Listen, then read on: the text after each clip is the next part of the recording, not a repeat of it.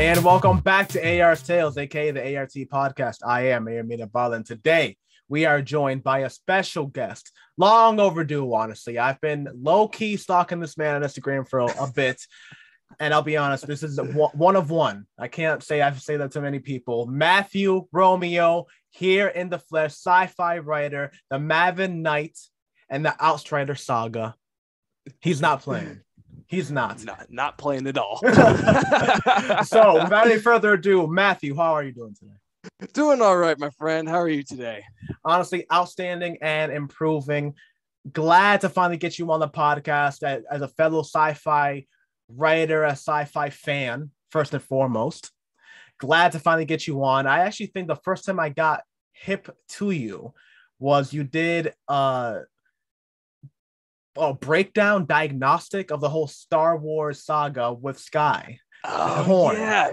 Yes, and I had her on the podcast many moons ago, and I remember that was one of the things I did as research, and I actually loved that whole thing about it, because I've said it multiple times.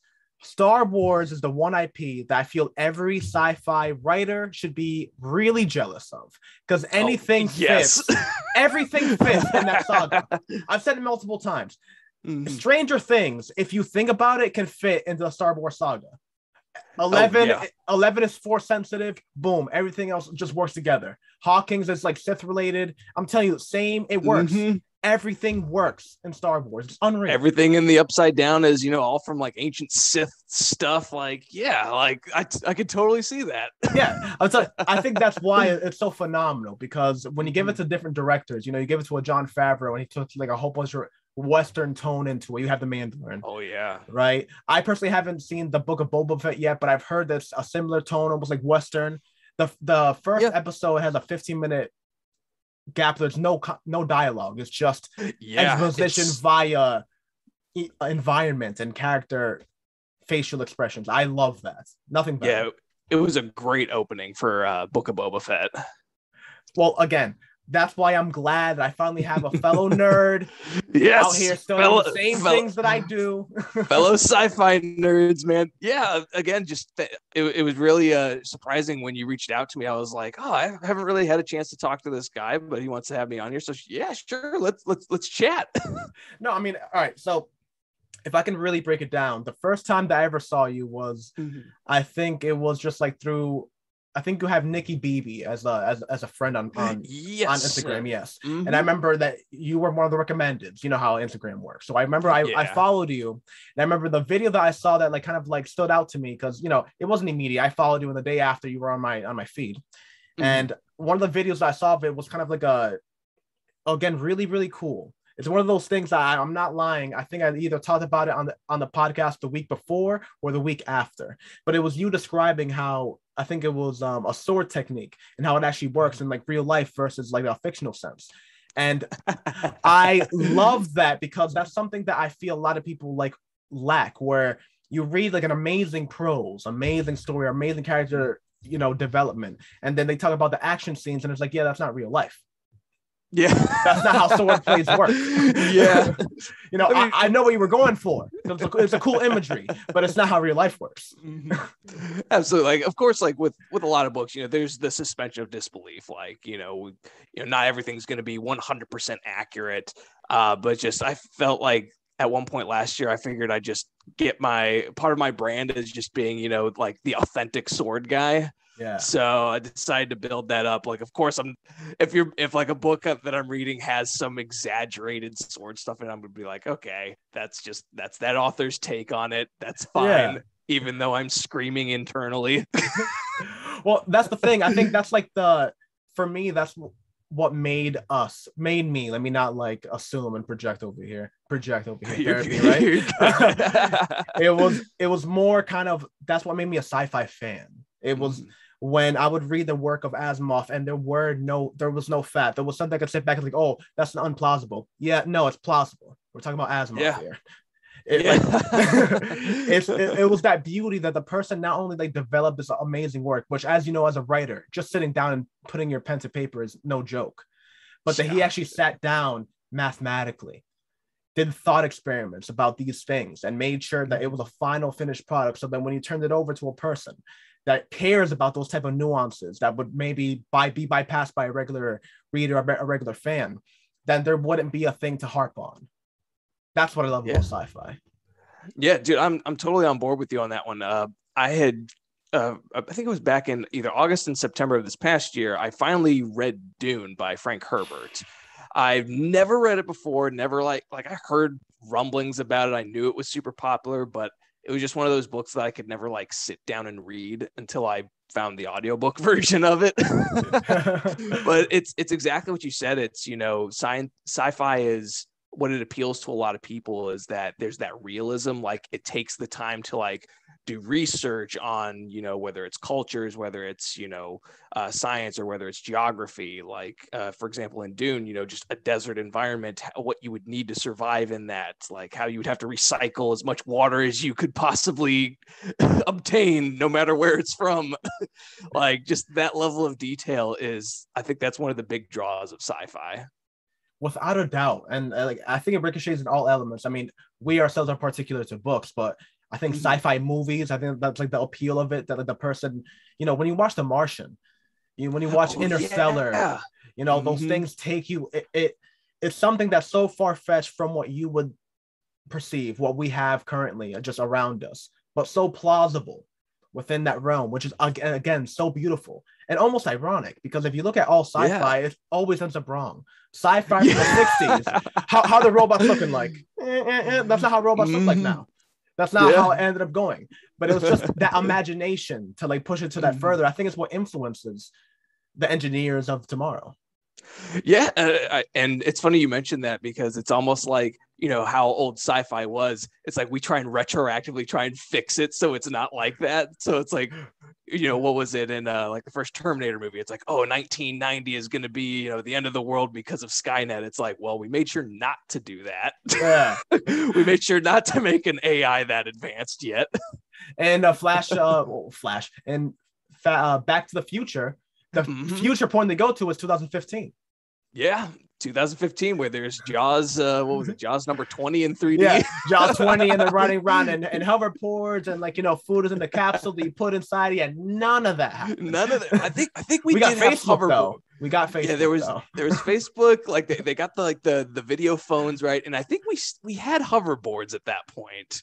They may not have been as advanced, but hoverboards. You mean the lawnmowers with a couple wheels on the side? Yeah, it's a hoverboard, guys. Genius marketing, honestly. Whoever said that, they were like, what year is it? Oh yeah, hoverboards. We need that. But it actually goes into an like interesting point. So.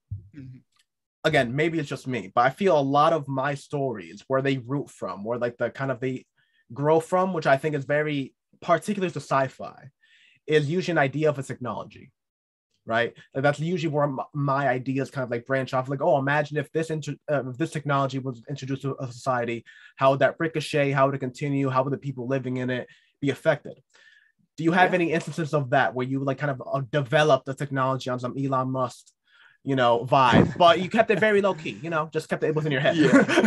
Yeah, because so just for sake of clarity, I'm definitely not a scientist. So like a lot of the stuff I'm doing is, you know, it's thought like experiments. Exactly. Yeah. Thought experiments. You know, I finagle the rules a little bit, kind of, you know, leave it up to readers' imaginations. Yeah. So I think the one thing that I did in the Maven Knight trilogy was, you know, because I was really, when I wrote these, you know, Marvel was like in its high point. You know, we had the Avengers going on. Iron Man was like my top hero at that point. So I was really just super jazzed to, you know, science fiction armor and how, you know, that could be implemented in like a science fiction setting. But then another thing I wanted to do was include magic in there as well. So I thought to myself, what would it be like if there was a suit of armor that was like super advanced, but then it could draw upon magic power as well? So it's like in the world of the Maven Knight, it's like they have Iron Man armor, but then they're basically using mini infinity gems to fuel them. Jesus. It's not as powerful as the Infinity Stones from the Marvel universe, but it's kind of like that same concept of like, you know, you plug in the stones to the armor and it gives you like certain powers. Are the stones elemental? They're not elemental, they are just pure energy. So like, you know, they can make blasts, they can make shields, balls of fire, that kind of stuff. Like I didn't want to go too overboard with it because I was like, all right, still want to keep it science fiction and not go full fantasy, but no, I love that drawing of the line. It's very Star Wars-esque. I mean, like the whole thing about Star Wars is that you have that, you know, like, you know, mercenary bounty hunter level, which is kind of like in the realm of like, okay, and then you have the Jedi, which is like, all right. Yeah, exactly. And the cool thing about the Jedi as well, it's like, sure, they have that fantastical element, but they still try and keep it as much sci-fi as they can. Like, you know, the laser sword, their clothes, like what they do around the galaxy. The only fantasy element of them is the Force, and they try and keep that in reserve most of the time. Yeah.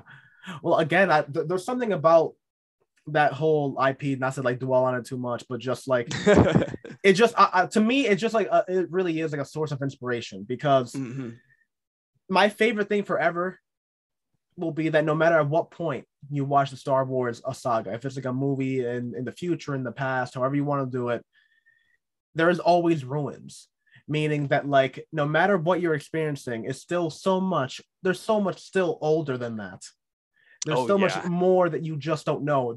That ominous standpoint is something that I love. Is that something that you kind of that you went on within your Maven Knight series, or is that or did you kind of go from the inception of these gemstones, the inception of these armor suits onward? So yeah, it's a bit of I'd probably say yes to the first question, because what I developed was, you know, the world that, you know, the current storyline takes place in is, you know, the new world. It's like been 1,000 years since like the apocalypse level event happened, but there was a world before that. You know, there was a big civilization. So in the current world, there's, as you say, there's ruins, there's artifacts. So there's these hints towards what came before that, you know, they get explored. You know, I tried to make sure that it was all consistent. I didn't want to be like, oh yeah, this thing totally means something, but then it means something different in another book. I know, been there. But yeah, like it's sorry, I can't words right now. But yeah, it's exactly on that first question. I wanted to make sure that there was it was a world that Field lived in, a world that had history, because it's like you say with Star Wars, it's, you know, you can take the original trilogy at face value, but then it's like, oh wait, there's like 4,000 years of history to this world that you could still delve into, and that's really what inspired me for Maven Knight as well, is to make sure that it had that level of history. Well, there was an expression that you said that I honestly love: lived in. I think that's lived in. Yeah, that's a beautiful. Honestly, maybe it's just like the sci-fi fans in particular, but again, there's nothing more. Because I know, for example, like when I watch movies with friends, those type of things, lingering questions, are things that people get annoyed about. Where it's just like, really? Oh, why introduce information that isn't going to be like 100% answered within the time span of this story? To me, it's always like it gives the impression of real life, where it's like what you're getting is a story, but they still live in a world that's much grander, and there's still things that you can just dwell on or think about, or even have conversation about with your friends afterwards. Yeah, absolutely. Because, you know, it's like you say, in real life, you know, not everyone's going to know like everything about history. Like, you know, someone's going to know something certain about history, someone will know something else, someone might be more into mythology or religion. You know, like that's the great thing about humans, is like we all have different interests and different vibes that we give off. So like I totally get what you're saying there. It's like this one little piece of information that someone's like, why didn't they explain that? It's like, well, it's a throwaway line. Like it gives mystery. Yeah, exactly. Exactly. Like one that like immediately just goes to my head is the way they dealt with everything. Like, great example I always use is, imagine if they were to make a story about you, right? Mm-hmm. As they're making the story about you, they would probably have a thousand references to things that don't relate to you necessarily, but happen in the world. Yeah, absolutely. And that's how a good story should be told, I think. Yeah, I totally agree with that. It's like, yeah, everyone has like we have our own unique stories. Like you're not going to be able to cover it all in like this one little increment. Okay, now I said all those things just to like backtrack a little bit, right? Okay. Where did the start of your writing go? Let's see. Like, are you asking like where it derived from, like where like like the when inspiration came from? Yeah, like when did you start writing? Okay, so I started writing Maven Knight back in, I think it was at least around April or May of 2015. The story was actually derived from a RPG session that my friends and I played at a beach week, where we came up with these characters. We kind of had a similar world. We used like it for one session, and then we all went our separate ways. Like still hung out, but we never played that again. All those ideas were left in the dust.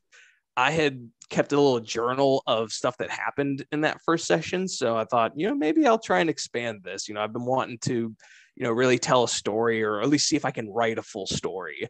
So it kind of sprung up from there. Like the RPG element is very prevalent in the first half of the book. And that could be a benefit or a con, depending on how what readers like. I love that type of story. Awesome. So target audience. But so the first book is very much in the style of an RPG, where it's like characters, like party members come together. Everyone's got a distinct goal, personality, backstory, but then they all have to come together for like this one quest. I didn't want to make it terribly D&D-esque, so I did focus on like a lot of character building, different action, not dwelling on like crazy role-playing scenarios that tend to happen. And then after that, I kind of like shelved it for a little bit because I didn't know how the publishing process went. But I read Pierce Brown's Red Rising trilogy back in 2016, and it's something I highly recommend if you like sci-fi. Definitely. That story really gave me the push to want to finish or polish the story and get it out. So it took me a little while, but I eventually self-published it, and then wrote the other two books. So yeah, I would say I started with D&D as inspiration for it, Star Wars to kind of refine it, and Red Rising to kind of give me the kick in the rear to finish it. My God, talk about reference books. Yeah. Yeah, a lot of reference books. There's a lot of homages and references in my books. Oh my God. No, honestly, that's what a beautiful sales pitch. Like, Jesus. I mean, What better things to like draw inspiration from, honestly. It's a nerd fantasy through and through. Now, one thing that I want to ask, so you started writing it in 2015. Mm-hmm. When do you think that you started being a fan of sci-fi to begin with? Oof. I'd say at least when I was 3 years old. I think that's the age I was when I saw Jurassic Park for the first time. Jurassic Park is my favorite movie of all time. Like it's a movie that I watch more than I watch Star Wars, actually. Because just like it has such a great memory for my childhood. In my opinion, it's the perfect movie. It's got the right balance of sci-fi, horror, thrills, comedy, action, adventure, mystery, and wonder. So, like, and you feel free to disagree if you do, but that's just my opinion for Jurassic Park. So I've only seen it once, honestly, and I've seen it like a while ago. No, but just the way you describe it so passionately, I think I want to watch it again. I will always recommend watching Jurassic Park. But that was the movie that really got me into, the bigger ideas of storytelling, like science fiction. I always term it big brain ideas. Then I saw Star Wars when I grew up with the prequel trilogy. They have their faults, but I love them to death. They're beautiful stories. Anyone, I mean, like I grew up with the whole Reddit culture of just like tearing those movies apart, and then I saw them, and I'm like, they're not that bad. They're great. What are you talking about here? Exactly, and then also, I didn't really grow up with this, but like I was of like the demographic, late teens, early 20s for when all the Marvel movies came out. So that really reinforced my enthusiasm for science fiction or science fantasy, as those I think that's what those movies are coined as. I would definitely consider them science fiction. Yeah. I think they aim for that as well, because they try to make it at least like semi plausible. Yeah, it wasn't until Doctor Strange that they're like, all right, we can't really explain this, so this is just magic, guys. No, but I mean that just opened it up. I mean, like, I am honestly geeked over this Miniverse of Madness? What is it called? Oh, Multiverse of Madness. Oh, yeah, buddy. It's gonna be so that's great. Gonna be so good. Oh my god, especially after Spider-Man. Like my god. Like if the rumors are true, like the whole like bringing in all of the other like Marvel movie verses, like and doing a big just Marvel celebration of like the past 20 years of movies, I'd be like, I'm gonna lose my S in the theater. No way. Oh my god, you're gonna see me in the movie theater ripping my panties off and just like just woo! throwing them at the screen. You go, Tom Holland. But so wow, 3 years old. That was the first time you watched a movie. When was the first time that you read? A little bit deeper actually. What was the first time that you read a book? And not only did you read it, but it hit you, like to the power of what writing is. That like it wasn't that you just liked the story, but you felt what that character felt, or maybe you even are like able to like consider a revelation of your own life by the writing. Gotcha. That's a really good question, by the way. I would have to say the first book I read that really gave me that spark of inspiration of wanting to, like tell stories and really got me invested in stories was Shadows of the Empire. It was, I can't remember if it was both a book or a video game. It might have been both back in the early 90s, but it was like the story that took place between Empire Strikes Back and Return of the Jedi. Okay. I read that book and played that video game when I was in elementary school. Excuse me. And that story was just so unique and so fun that, I made a little, I don't know if you ever did this in elementary school, but like they would, make you make your own books per se. Like you would draw the pictures, you would like type out a few words, and then they would print it off. And it's like, yeah, here's your first book. Well, no, I never had a class of that, but I would just take printer paper and fold it in half and staple it and make my own comic books. Same thing, same idea. Even better. Yeah.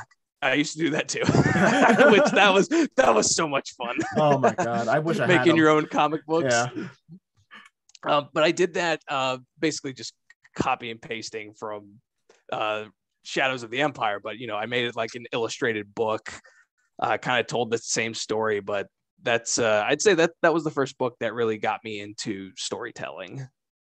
Do you remember what part of the story was that like really like piqued your interest? Yes, it was like in the final battle where the space battle took place at a skyhook, and just the concept of a skyhook just made me so enthralled with it. Like just this space station that's connected to the planet, like you can go to and from it. And then just the visual of like a ship that wasn't the Millennium Falcon, because, before the prequels and everything, the Millennium Falcon was the big ship. Like that was Star Wars. But there was this other ship, cannot remember what it was called, but I was like, this is a cool ship. Like, I want to draw this. Oh my God. Again, it's just like, I love how passionate you can get over something that you view, something you read, something you watch. Mm-hmm. And then like, you get so impassioned by it that you go like, I can do that, right? Yeah, exactly. I'll fumble, but I'll make the pass eventually. We'll get there. Yeah, gotta work on my throwing arm a little bit. Oh my God. So I love that. So we built up this entire thing of like how you got there. what made you go and actually start writing down the Maven Knight? It was kind of just, on a whim, I'd say. Like I was working, I had just gotten out of college. I was working 2 part-time jobs because I didn't really have a career direction. I'll admit that. And, it was just something that I wanted to fill my spare time with, kind of just going down to the couch, drafting ideas, sitting at my desk and typing things. A lot of the work that I was doing, I was sitting around a lot. So I would, jot down ideas on my phone.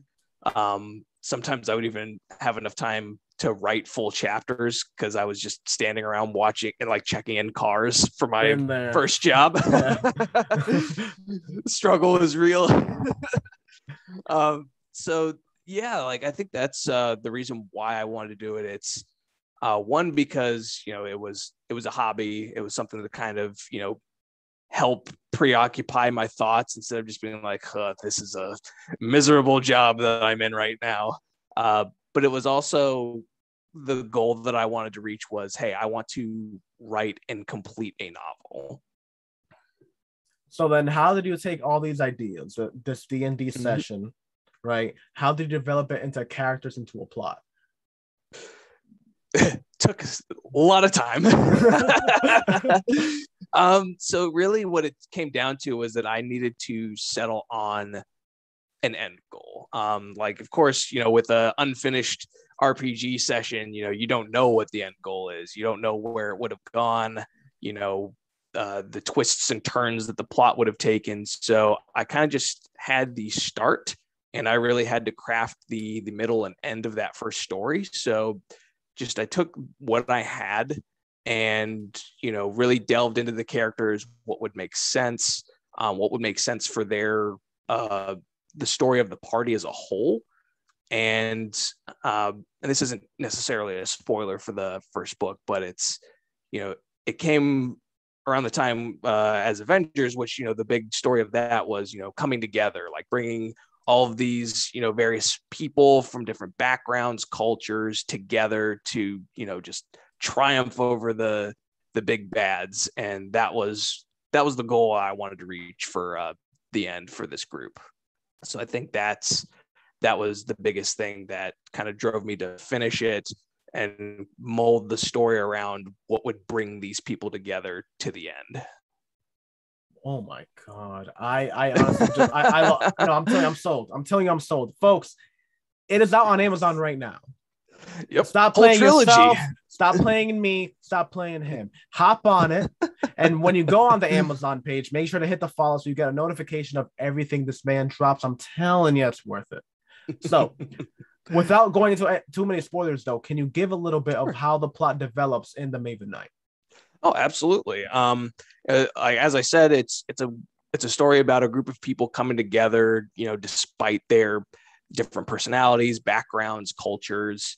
So that's kind of the main through line story. But the way the plot develops, it's there's 2 primary points of views. There's the male point of view, Talir, the female point of view, Serena. Talir, it's the classic, hero's journey, like the guy out in the desert has some connection to the past that he's not aware of, but then he gets swept up in this grand adventure. So I was like, all right, got to have that in there for familiarity for, people who want to join and are more like akin to that sort of storyline. But then the female POV, Serena, she's more of the mystery thriller story. Like, you don't know her background. She kind of keeps to herself a lot. She is very, I wouldn't say stoic, but she tries to keep things close to the chest. She gets swept up in the same events for different reasons. Like there's a conspiracy around what happened to her, and her story is kind of about discovering why this happened to her. Good Lord. I love that dichotomy. No, truly, honestly, I just love when a story kind of, it almost gives you 2 genres, not just 2 point of views, but 2 genres, 2 vastly different points of views. I love that, honestly. So how did you go and develop that as the sequel? How did you move that forward? So with the sequel, I was always inspired by the middle chapters of mostly Star Wars, but also with a lot of other movies and stories, like Avengers: Infinity War, Lord of the Rings, exactly, phenomenal. Lord of the Rings, The Two Towers. Like a lot of second chapters deal with kind of getting into the character's psyches a little bit more. You really get to know who they are, what their weaknesses are, what their strengths are. You throw a lot of curveballs at them so that you can see how they react. And I think one of the main lessons that I wanted to kind of convey from Empire Strikes Back was, the hero is not infallible. The hero is, they're going to make mistakes. They're going to fall short. They're not always going to make the right decision.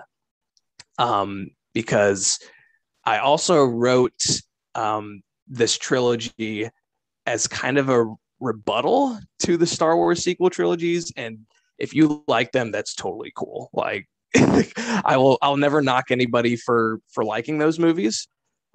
Star Wars is Star Wars. I think that they could have been better.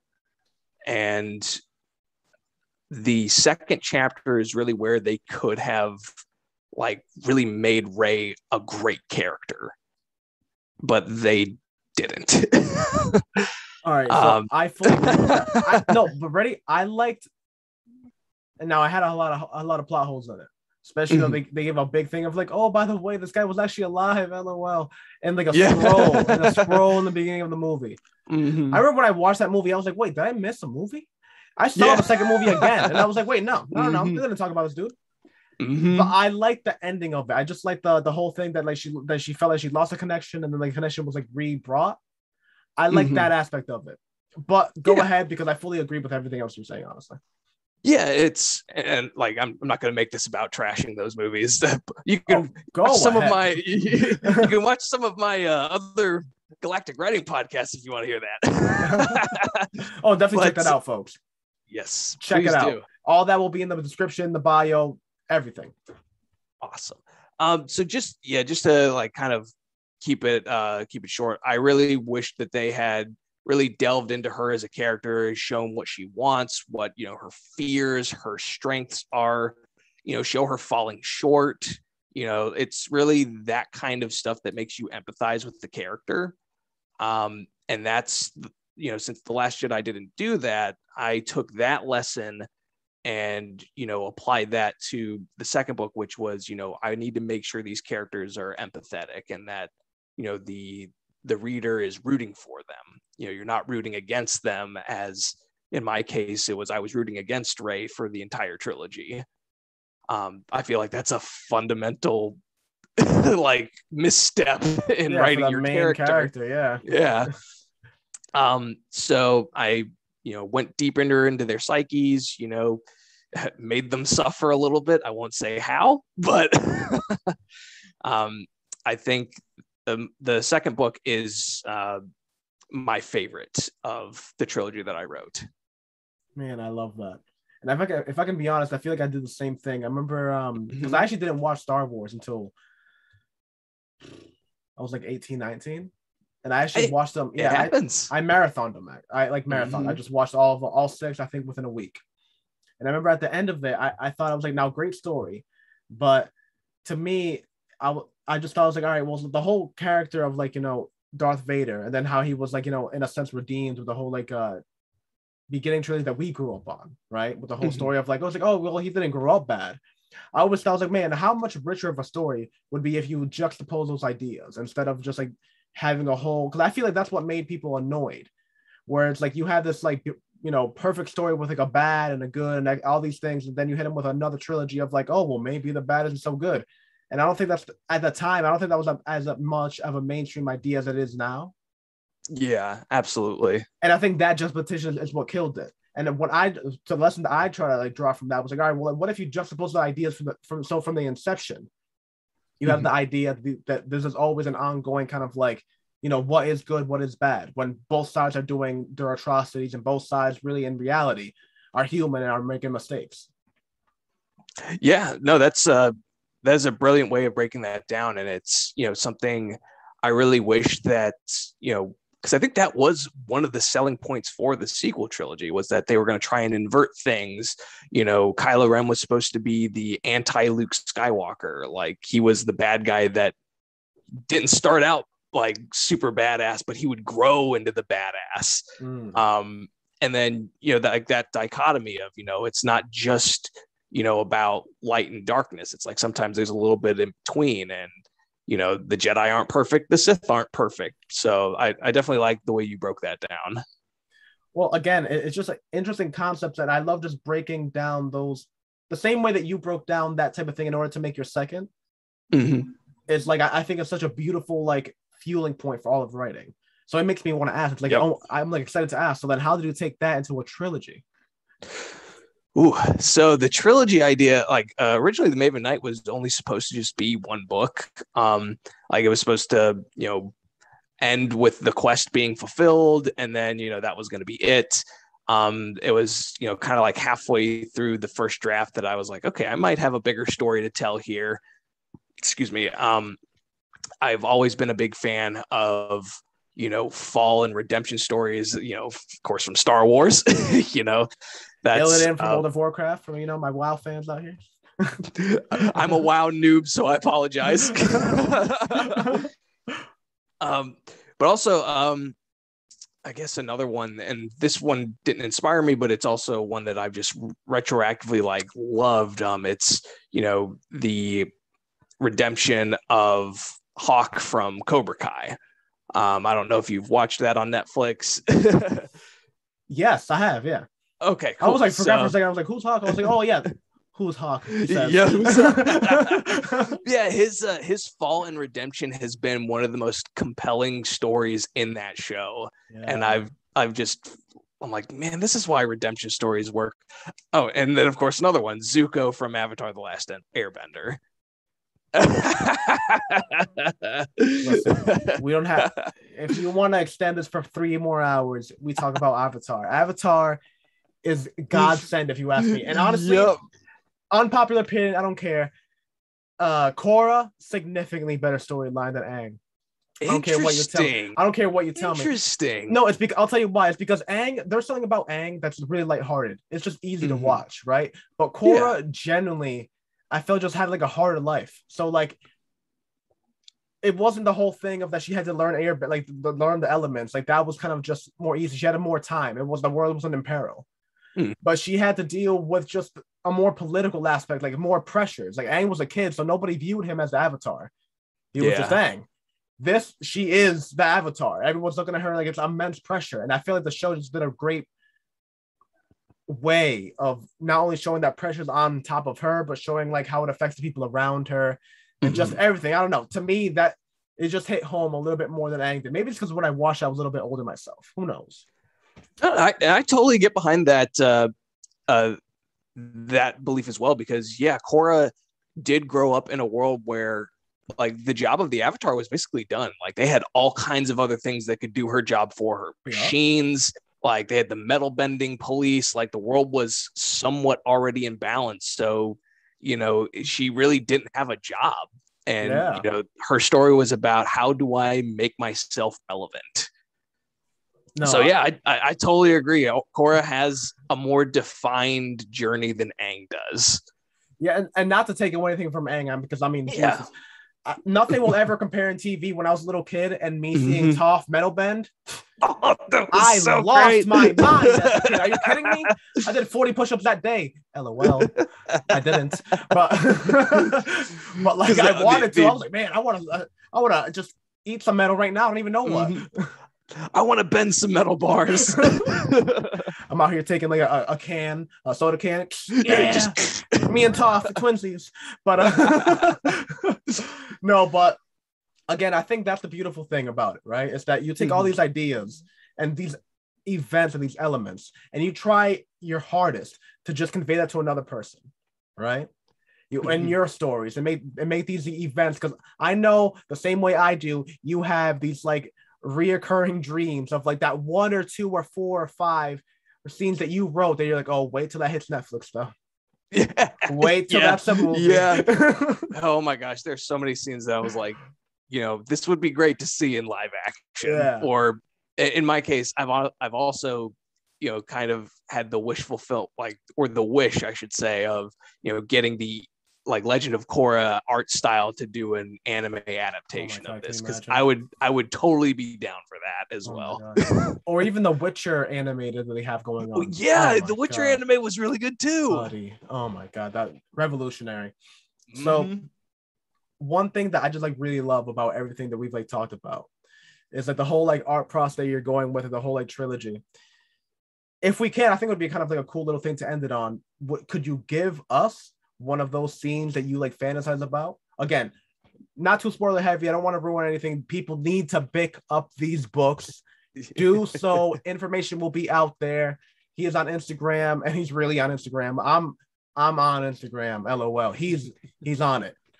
Well, worth Instagram's my main platform, because I'm haven't had much success anywhere else.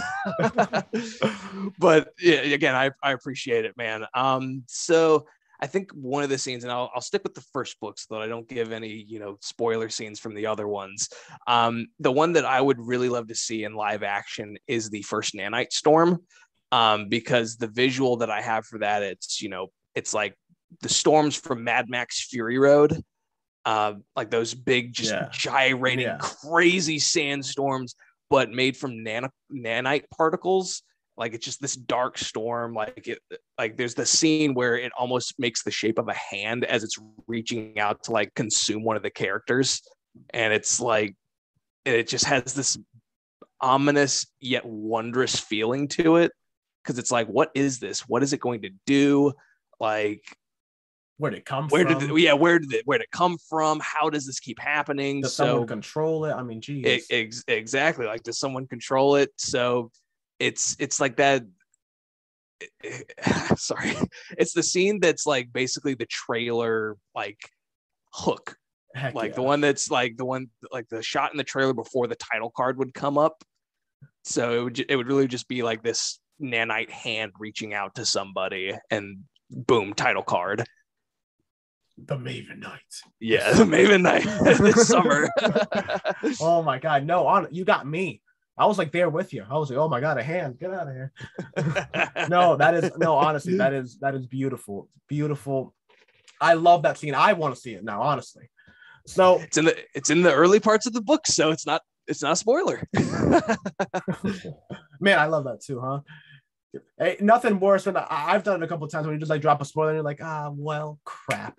Yeah, it's there goes that. Yeah. Well, beautiful. I love all this. I just want to wrap it up. What is the future for Matthew Romeo? So the future is it's really up in the air at this point. So I have the Maven Knight trilogy available on Amazon. All of it's there, so you can binge read it if you want to. But my immediate goal is to try and get traditionally published. I've written 3 additional books, one of which is the Outrider Saga, which is a science fiction heist story. The other 2 are more traditional fantasy books. The Seawyth Chronicles. It's kind of Lord of the Rings meets Princess Bride. That's my selling point for it. Okay.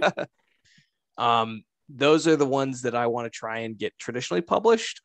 Outrider, I could feasibly see that getting self-published, maybe within the next year or so. It really depends. But other than that, most of my writings are, you can find a lot of my work on Instagram.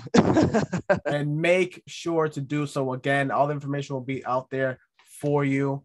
This has been a phenomenal podcast. Matthew, thank you for coming on. If you have any final thoughts, any last minute promotions, anything, you mentioned the podcast that you do, please promote that for the love of God. Absolutely, man. Again, I just wanted to thank you for having me on here. I know it was last minute, so I really appreciate you reaching out to me. And of course, I will absolutely extend an invite to yourself to be on Galactic Writing so we can talk more Star Wars. Oh yeah.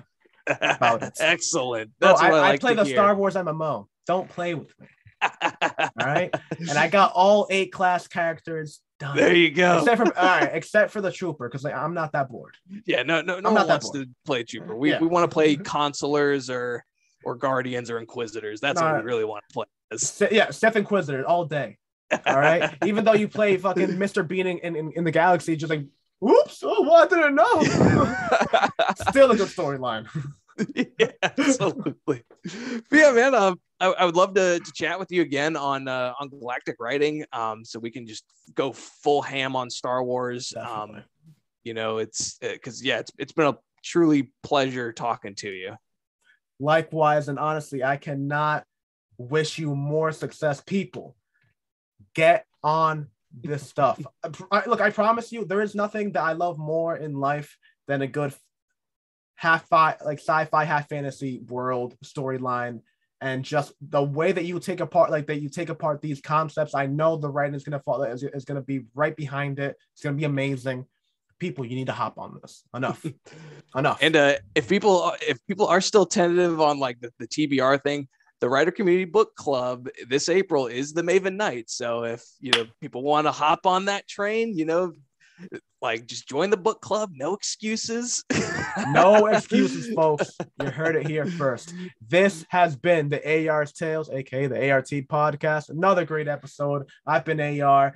This man to the side of me has been Matthew Romeo. Thank you again, my man. And again, we will be back next week for another great episode. Peace out.